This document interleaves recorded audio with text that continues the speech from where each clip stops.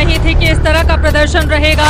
Team India का पाकिस्तान के हाथों करारी हार का सामना करना पड़ा है। चैंपियंस ट्रॉफी फाइनल में भारत 180 रन से हार गया। भारत की पूरी टीम 158 रन पर ढेर हो गई। बेहद शर्मनाक हार, बेहद खराब हार। पाकिस्तान के हाथों इस तरह की उम्मीद बिल्कुल भी नहीं थी।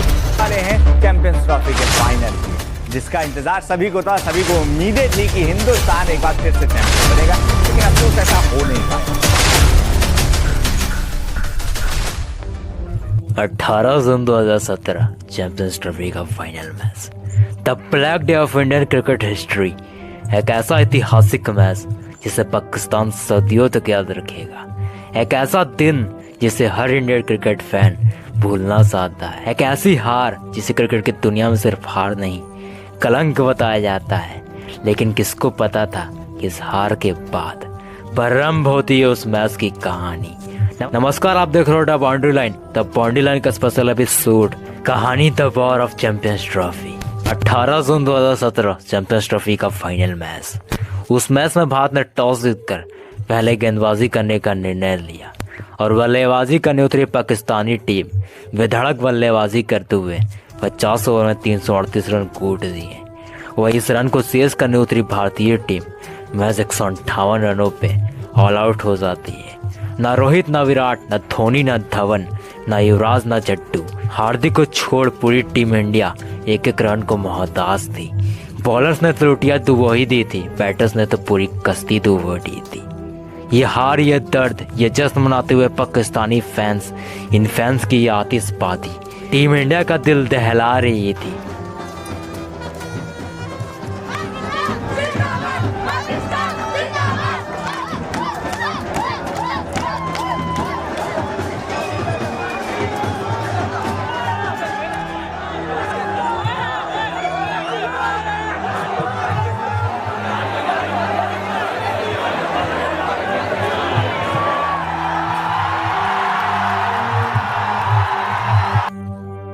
इस बार टीम पाकिस्तान में नहीं, भारत में फोड़ी जा रही थी। मिली शर्मनाक हार के बाद क्रिकेट फैंस गुस्से में है। रात में मैच के बाद देश के कई शहरों में लोगों ने टीम इंडिया को खराब प्रदर्शन पर जमकर भला बुरा कहा।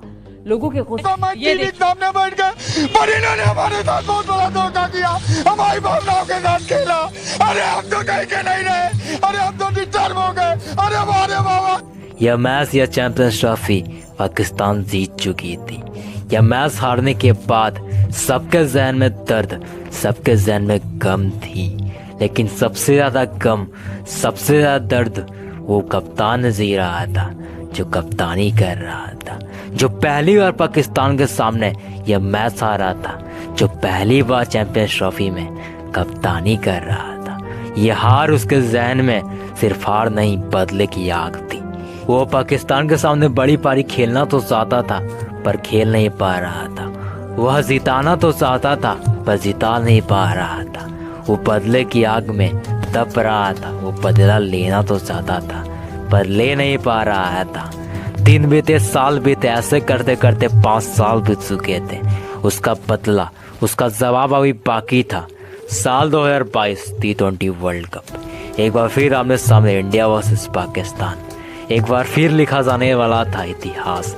इस बार इतिहास में कुछ ऐसा लिखा जाने वाला था जो इतिहास में कभी नहीं हुआ था। इस बार इतिहास पाकिस्तान में बनने वाला था या भारत में। इस बार टीवी पाकिस्तान में फुटने वाला था या इस बार भी भारत में फुटने वाला था।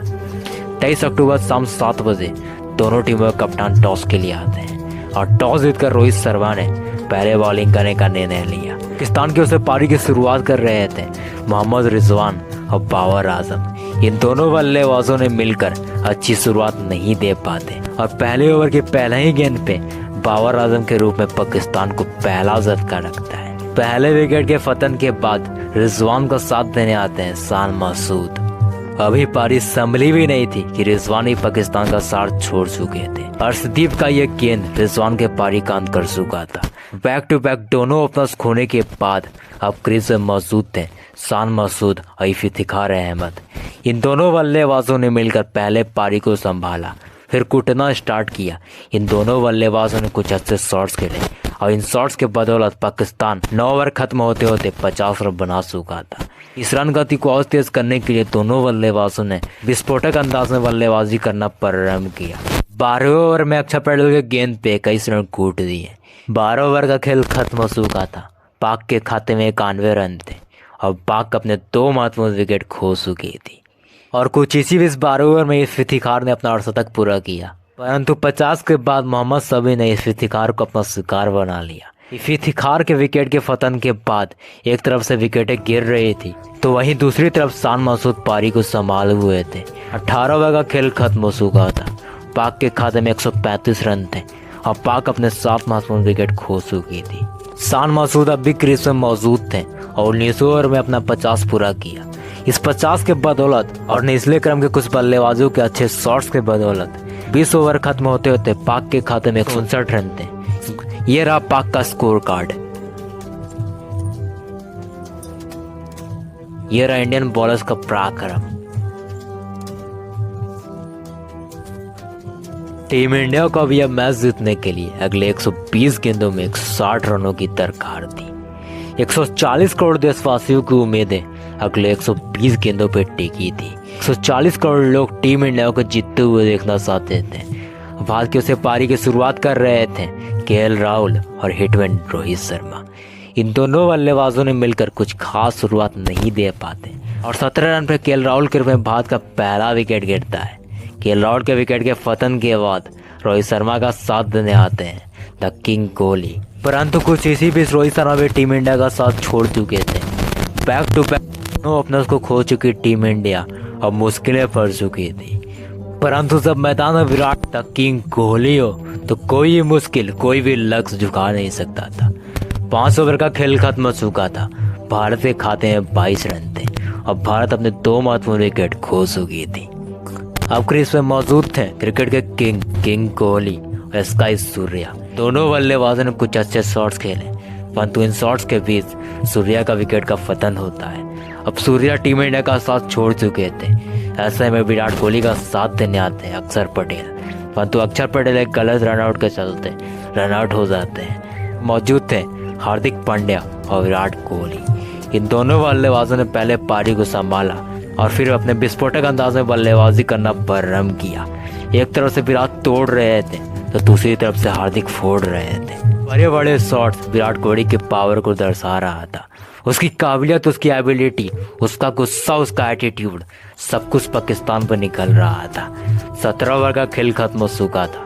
भारत के खाते में 112 रन थे।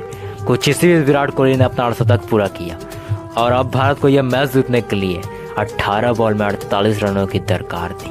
18वें ओवर में विराट कोहली ने 3 चौका जड़ दिया और अब भारत को यह मैच जीतने के लिए अगले 12 गेंदों में 31 रनों की जरूरत थी।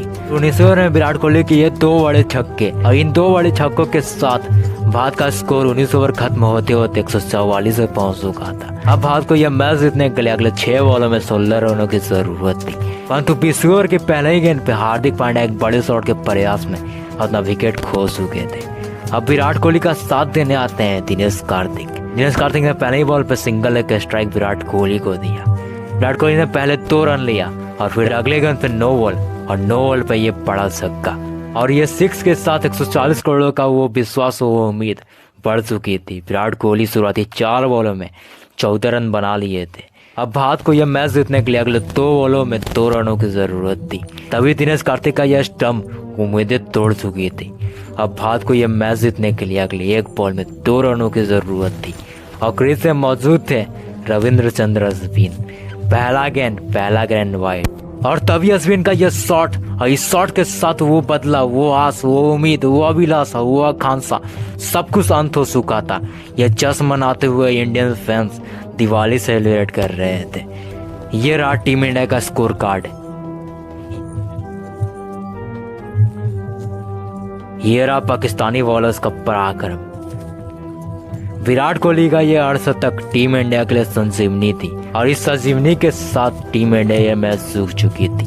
अगर आप इसी तरह के क्रिकेट डॉक्यूमेंट्री, मैच स्टोरी हमारी आवाज़, हमारी अंदाज में देखना चाहते हैं तो सब्सक्राइब कीजिए हमारे चैनल द पांडे लाइन को।